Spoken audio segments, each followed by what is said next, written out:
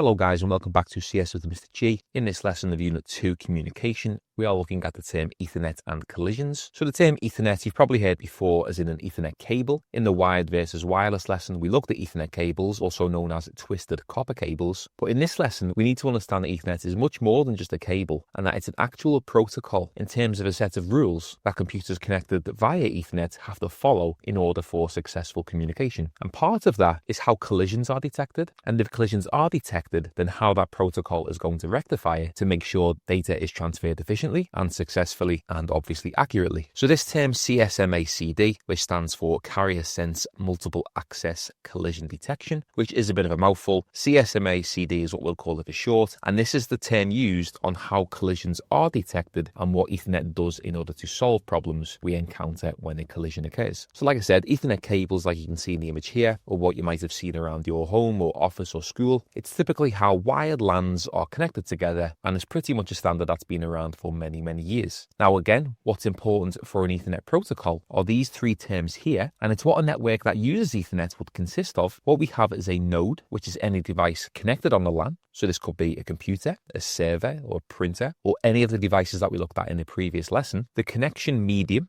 so how the devices are connected, so in this case it's an Ethernet cable. And then the last term we have is a frame. Now if you're from GCSE and you know what a data packet is, then a frame is very similar to a data packet. And if not, a frame is just a bundle of data that is sent from one computer to another, and it includes the data being sent plus the addresses of the sending and receiving computers, which is typically the MAC addresses. But you can imagine it as a parcel. The parcel inside has some kind of package, and on that package you have a sender's and receiver's address. In case that package went missing, we could send it on to the recipient or send it back to the sender in case of what we said before, a collision. So if we look into what a data collision actually is, and by definition, it's when two messages are sent using the exact same channel at the exact same time. So if data is sent down the same cable at the same time as another computer, then the data would collide and it would not be able to reach the recipient, and an obvious error would occur. So obviously we need to do something about that, which involves things like informing the sender that it was unable to send, or maybe giving the sender an opportunity to try again. And then how it does this is using this term, what we said earlier, CSMA-CD. And this was developed to resolve the issue of collisions by following the steps you can see in the image here. So the sending computer will check if the line is clear, which is called carrier sense, and if it's clear, it will send the information to the recipient with hopefully no problems in between. Now, in the event of a collision, like we said earlier, if two computers try to send data at the exact same time, so if this computer down here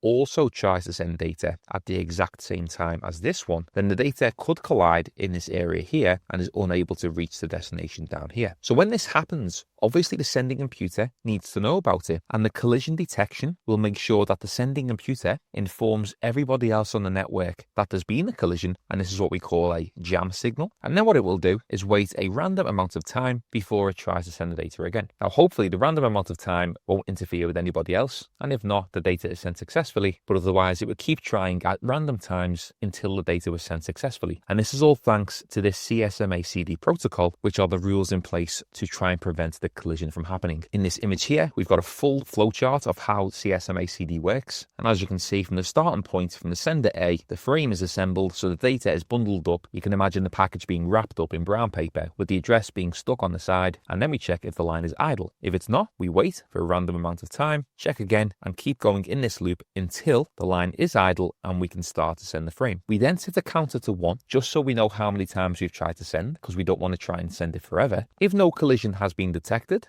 then we continue to send. We check if the frame is being sent. If it hasn't, we go back round, and if it has, we ask if there's another frame, and if not, we come to the end. If a collision was detected here, then it goes down to this box which we said before, which was to alert everybody else on the network that there's been a collision. We then add 1 to the transmission counter, so this bit here. So 1 would be incremented to 2, so we know that there's been 2 attempts to try and send the data, and then there will be a maximum amount of attempts, so we're not stuck in a loop forever. And if we haven't met that number, then we'll wait a random amount of time, try again until either one of two things happens, which is we go this way and we send it successfully, or we come back round here until we reach a certain number of times, And at this point, we'll abort the transmission and give up on that piece of data being sent. So if you understood that, guys, then fantastic. That's pretty much all you need to know for CSMA CD. And as you can see here, a typical past paper question on the topic, we have to describe how the collision is managed using CSMA CD. And it goes exactly back to the points you just made. So a jamming signal is sent. So the question states when a collision is detected. So the jamming signal is sent. The sender waits a certain amount of time, or you should say a random amount of time. Apologies for my handwriting, but hopefully you can read it. Sender waits a random amount of time. Sender tries again until a limit is reached. And if the limit is reached, then the transmission is aborted. So any of those 2 points, guys, for the 2 marks, but that could well be a 4-mark question, which you'd have to name all 4 of those points. And then 2 drawbacks of CSMA CD. And although we haven't spoke about this specifically in the lesson, hopefully you can try and think of some things using common sense. Now, firstly, you'd mentioned that the random time could lead to delays, as it might keep picking a random time where the line isn't idle and it keeps colliding with other frames of data. And something that we haven't said but is important is that CSMA CD is only applicable to short distance networks, so only works over a short distance. So for example, CSMA CD is not used on the internet, or any WAN for that matter. It only works on LANs using the Ethernet protocol. And then another point, which again we haven't mentioned, is that it does use a lot of power, so high power consumption. And you could talk about the scalability, which I'll just make a note over here. It's not really scalable, as the more nodes that we add, the higher chance of collisions. So more nodes equals higher chance of collisions. But remember, guys, this is only applicable to the Ethernet protocol. For example, a wireless router in your house does not use CSMA CD. It's only applicable to the Ethernet protocol. So just to confirm, there's your mark scheme. As always, guys, I hope you've managed to follow along. We are about halfway through Unit 2. I've mentioned before, it is a very big unit. It's one of the largest across the AS level part of the course, but we are nearly there, and hopefully I'll catch you in the next lesson where we will talk about bit streaming. So thanks again, guys, and I'll see you soon.